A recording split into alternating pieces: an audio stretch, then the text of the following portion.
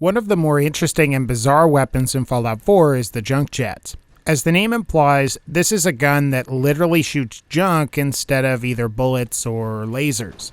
And depending on what upgrades you have, the junk can even be on fire. And I've got to admit that it's pretty amusing to defeat Deathclaws with flaming teddy bears or to be able to kill raiders with plastic spoons.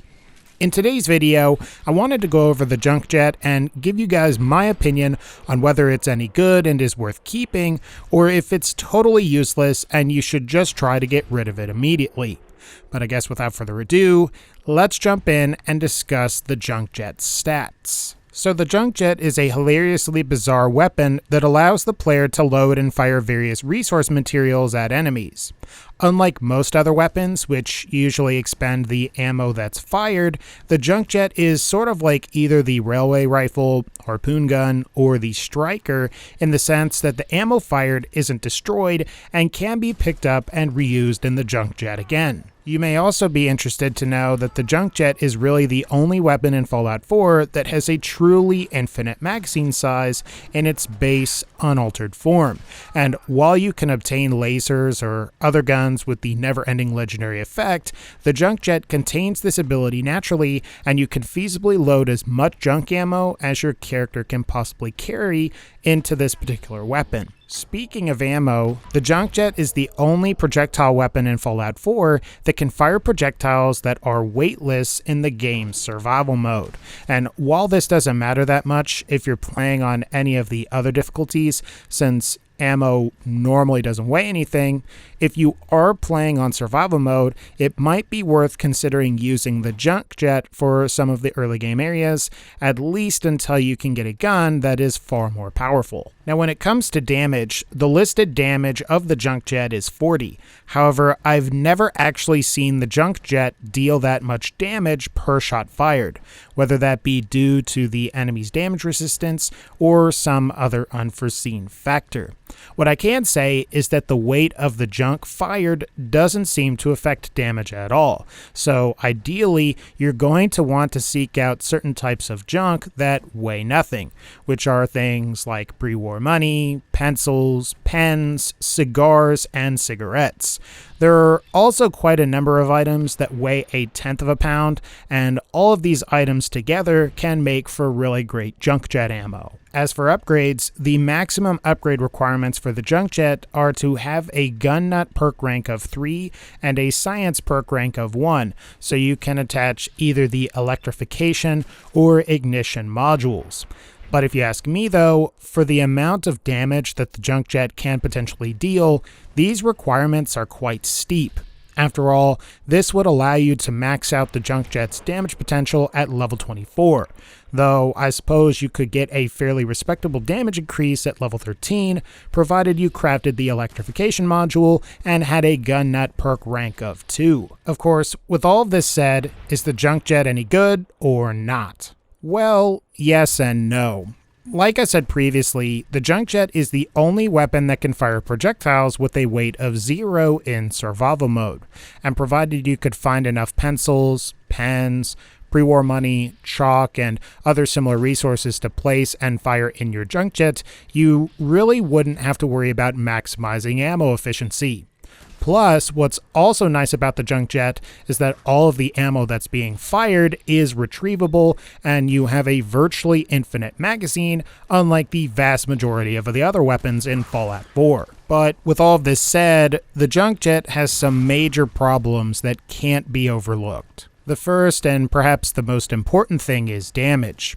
While 40 damage isn't necessarily that bad, and this can be increased even further with both upgrades and perks, the maximum listed damage you can obtain with the junk jet is about 92 physical plus 29 energy damage for a combined total of 121 damage per shot.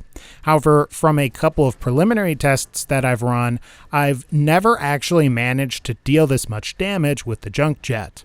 At best, I've seen roughly half that damage go towards an enemy, whether that be due to damage resistance or some totally unforeseen factor. Keep in mind too that this is with charged shots, and the non-charged shots are going to be far weaker and not even be worth your time. While I suppose you could argue that the junk jet would work on some of Fallout 4's weaker enemies, once you start encountering enemies with more than 250 health, the junk jet is going to take a ridiculous amount of shots to down them.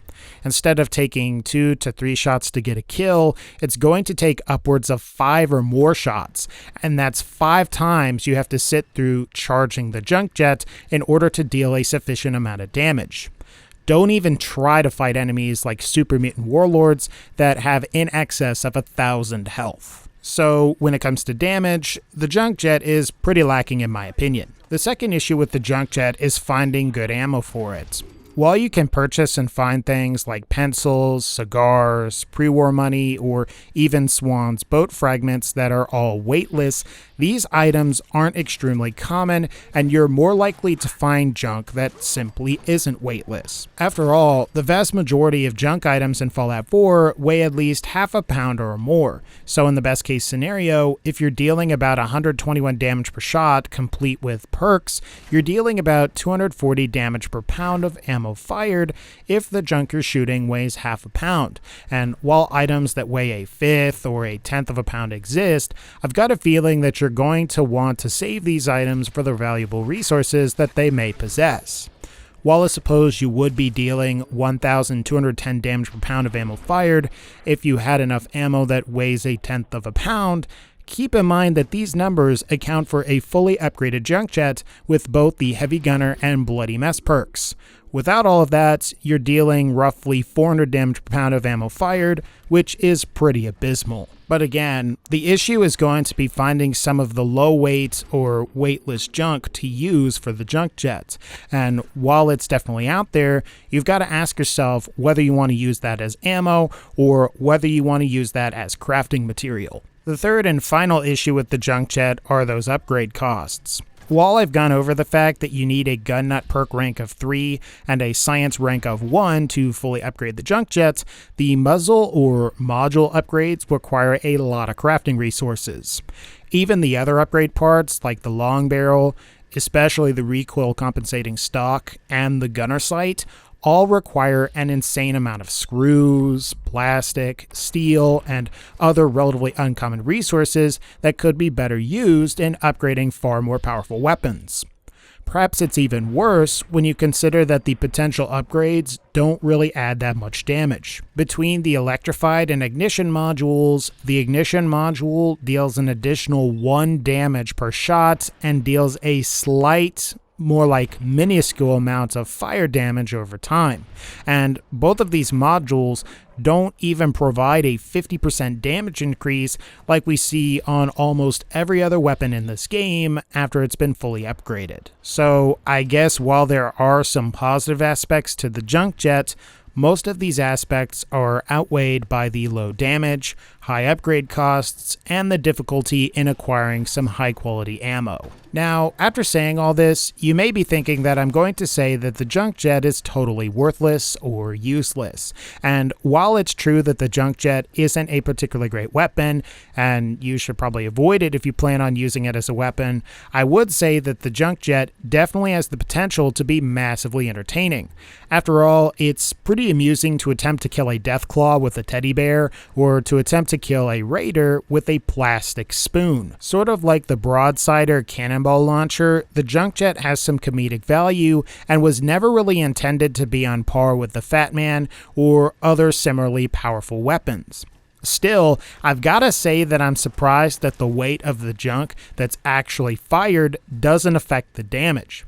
If it did, it might be worth seeking out really heavy pieces of junk, loading them into the junk jet, and firing them at some of the game's tougher enemies to see just how much damage is dealt. I've also got to admit that I'm surprised that there isn't an automatic or rapid fire module for the junk jet.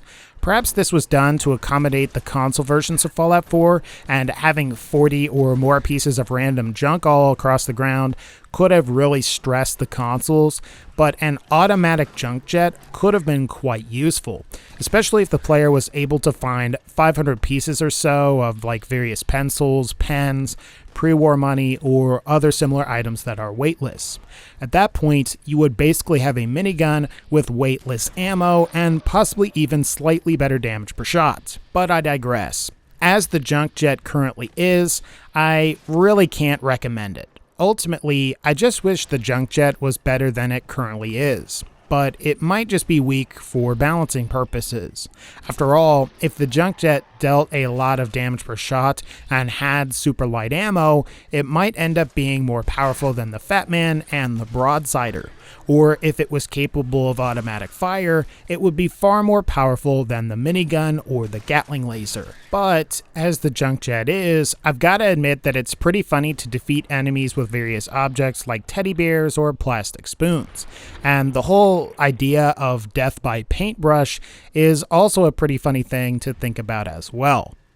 Hopefully, the junk jet returns stronger than ever in the next Fallout game, if it returns at all. But alright guys, I think that's going to wrap up this particular video. If you like this video, feel free to leave a like, click the bell to join the notification squad, and as always, take care, and I'll see you all next time.